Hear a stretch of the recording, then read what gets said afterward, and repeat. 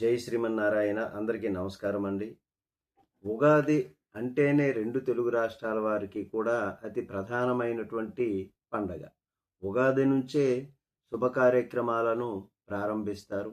ఉగాది రోజున అనేకమైనటువంటి షాపులు కానీ ఇతర శుభ కార్యక్రమాలకు సంబంధించినటువంటి వాటిని కానీ ప్రారంభోత్సవాలు చేయటం ఇట్లాంటివన్నీ కూడా ఉగాది రోజు నుంచి ప్రారంభిస్తారు. ఉగాది రోజున కూడా ఎక్కువగా ప్రారంభిస్తారు.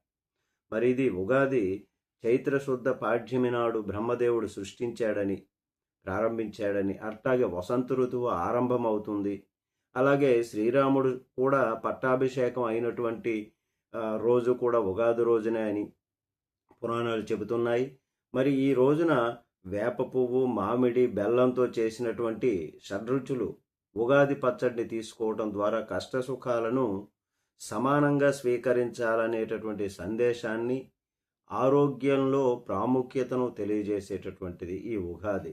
మరి ఈ ఉగాది గురించి మనం తెలుసుకుంటే, సృష్టి ఆరంభం బ్రహ్మదేవుడు చైత్ర శుద్ధ పాడ్యమి రోజు సూర్యోదయం వేళ సృష్టిని ప్రారంభించాడని, కాలాన్ని గ్రహాలను నిర్ణయించాడని పురాణాలు చెబుతున్నాయి.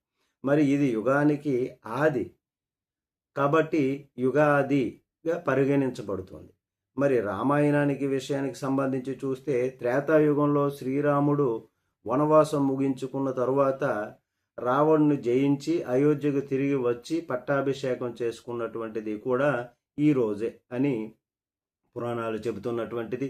ఇంకా మత్స్యావతారం గురించి చూస్తే, అప్పుడు కూడా సోమకాసురుడు అనేటటువంటి రాక్షసుడు వేదాలను దొంగలిస్తే విష్ణువు, శ్రీ మహావిష్ణువు మత్స్యావతారం ధరించి వాటిని కాపాడి చైత్రశుద్ధ పాడ్యమి నాడే బ్రహ్మగారికి అప్పగించారని కూడా పురాణ గాథలు చెప్తున్నటువంటిది, వివరిస్తున్నటువంటి. ఇంకా శాలివాహన శకంలో కూడా దీని గురించి ప్రస్తావన ఉంది.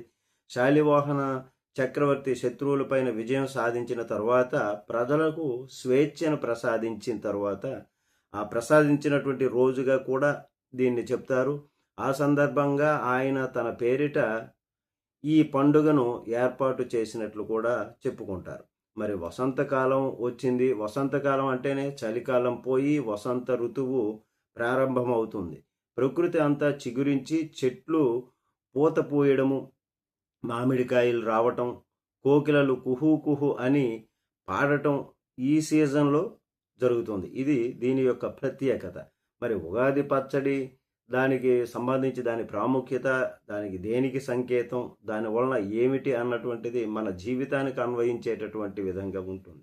ఉగాది పచ్చడి వేప పువ్వు చేదునిస్తుంది, దాని ద్వారా బాధను వస్తుంది, మనకి బాధ కలుగుతుంది, అది బాధను మిగులుస్తుంది. అట్లాగే బెల్లము తీపినిస్తుంది, సంతోషాన్ని ఇస్తుంది. మరి ఇంకా మామిడి ముక్క వగరు, కొత్త సవాళ్లను ఇస్తుంది. కొత్త వాటిని మనం ప్రారంభించేటప్పుడు దానిని ఎదుర్కొనేటటువంటి శక్తి సామర్థ్యాలను ఇస్తుంది. మరి చింతపండు పులుపు కాబట్టి ఏడుపును మిగులుస్తుంది. మరి ఉప్పు ఉత్సాహాన్ని ఇస్తుంది, కారం కోపాన్ని సూచిస్తుంది. మరి ఈ విధంగా షడ్రుచులు కూడా అదే ప్రాముఖ్యంగా చెప్పుకుంటాము ఇక్కడ ఉగాది పచ్చడి గురించి. అంటే కష్ట సుఖాలు అనేటటువంటివి ప్రతి వ్యక్తి జీవితంలో ఉంటాయి. అన్ని సుఖాలే కాదు, అన్ని కష్టాలే కాదు. కాబట్టి వాటిని తట్టుకునేటటువంటి శక్తిని కలిగిస్తుంది. ఈ షడ్రుచుల ద్వారా మనం మన జీవితానికి అన్వయించుకునేటటువంటి విధంగా మనకి ఈ ఉగాది పచ్చడి తెలియజేస్తుంది. జై శ్రీమన్నారాయణ. సబ్స్క్రైబ్ చేయకపోతే సబ్స్క్రైబ్ చేయండి, కామెంట్ చేయండి, లైక్ చేయండి, షేర్ చేయండి. జై శ్రీమన్నారాయణ.